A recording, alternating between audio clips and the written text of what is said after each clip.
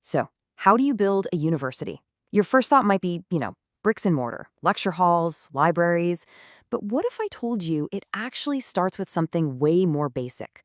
Just words on a page. We're going to dive into the story of how a legal document, of all things, becomes a living, breathing place of learning. Take a look at this. It's a copy of the Gazette of Pakistan from back in 2012. And yeah, on the surface, it just looks like some boring official government paper. But this is actually a university's birth certificate. It's the legal blueprint that literally brought an entire institution into existence. And the university we're talking about? It's called the Shifa Tameer-e-Millat University, or STMU for short. It's a private, nonprofit university in Islamabad. So what we're going to do is use this document as our case study. We're going to deconstruct it piece by piece and see exactly how these pages of legal text build a whole university right from the ground up. So that really is the big question, isn't it? How does a stack of paper, just full of dense legal jargon, turn into a vibrant campus buzzing with students and professors? What's actually written in this blueprint that gives it the power to create real lecture halls and research labs? Well, let's dive in and find out. Okay, so every good blueprint has to start with a mission, right? And the very first section of this document does just that.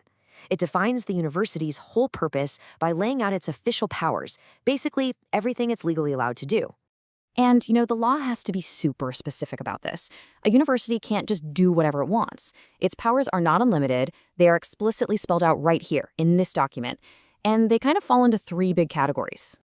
First up, you've got the academic powers. This is the real heart of the university's mission. We're talking about everything from prescribing courses and holding exams, all the way to actually conferring degrees and creating professorships.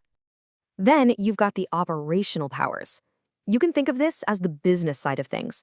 I mean, a university has to be able to own property, hire people, and not just teachers, but all the staff that make the place actually run. It needs to sign contracts and, organize itself into different departments and colleges. Without this stuff, it's really just an idea on paper. And the third bucket here covers community powers. This is all about defining the university's role beyond its own campus walls.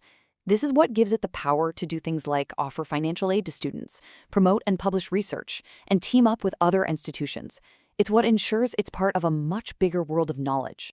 All right, so we've covered the what, the powers the university has. But now we've got to talk about the who.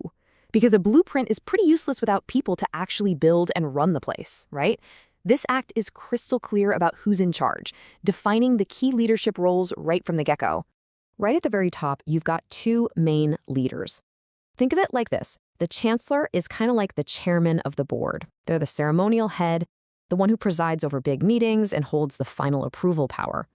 The vice-chancellor, though, that's your CEO. They are the chief executive, the person responsible for running all the day-to-day administrative and academic stuff. But here's the clever part.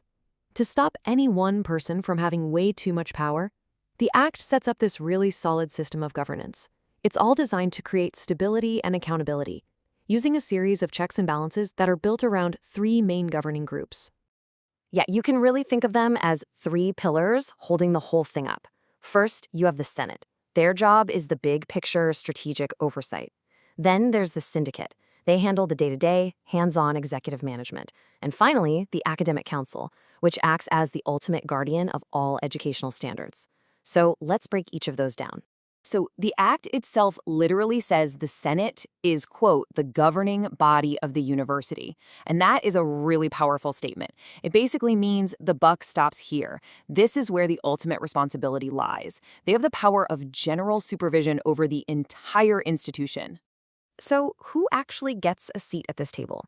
Well, the Act lays out a specific mix of people. You've got top university leaders, government reps, and outside experts. But, and this is super important, it also includes alumni and teachers.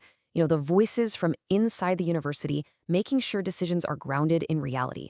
That diversity is absolutely key for getting a balanced perspective. All right, on to our second pillar, the Syndicate. The Act calls this group, quote, the executive body. So if the Senate is the board of directors setting the big strategy, the Syndicate is the management team that's actually responsible for carrying it out. And you can see that in who's a part of it. It's chaired by the vice-chancellor, and it's made up of all the key internal leaders. We're talking deans, professors, the registrar, the treasurer. Basically, the people who are actually running the university every single day. And that brings us to our third and final pillar, the academic council. The official text calls it the principal academic body, and its focus is absolutely laser sharp. It is all about the education. Its whole job is to set the proper standards for teaching, research, and exams. And it makes perfect sense who's on this council. It's pretty much all academic leaders. Again, it's chaired by the Vice-Chancellor, and it brings together the deans, professors, the controller of exams, and even the librarian. They're all there to be the guardians of academic integrity. Okay, so we've got these three groups, right? The Senate, the Syndicate, the Academic Council, all with different powers and different people. But how does it all actually work together? How does this system create those checks and balances we talked about? Well, let's look at a really high-stakes scenario that's spelled out right in the Act.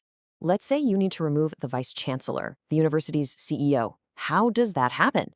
Well, first, it starts with the Senate.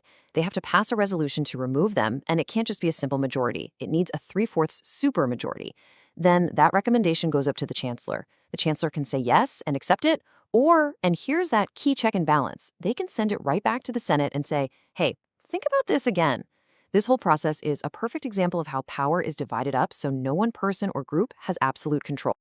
So we've looked at the blueprint, the powers, the key people, and the whole system of governance. But there's one last piece of the puzzle. The thing that connects this big, abstract legal document to the day-to-day life of a student sitting in a lecture hall. Here's a good way to think about it. This act we've been looking at, that's the university's skeleton. It's the core structure. But the act also gives the university the power to build its own muscles. And those muscles are the detailed statutes and regulations. These are the nitty-gritty rules about everything from how much tuition costs to how you behave during an exam. This is what turns the rigid legal blueprint into a flexible, living, breathing institution. And just like that, from a couple dozen pages in a government publication, a whole ecosystem of learning, research, and community is born. It's given the legal right to exist. The framework is there, the roles are all defined, and a living institution comes to life. So in the end, this legal charter, it provides the architecture. It gives you all the essential rules you need for a working institution. But that kind of leaves us with one last big question, doesn't it? This document provides the structure, but what or who provides the university's spirit?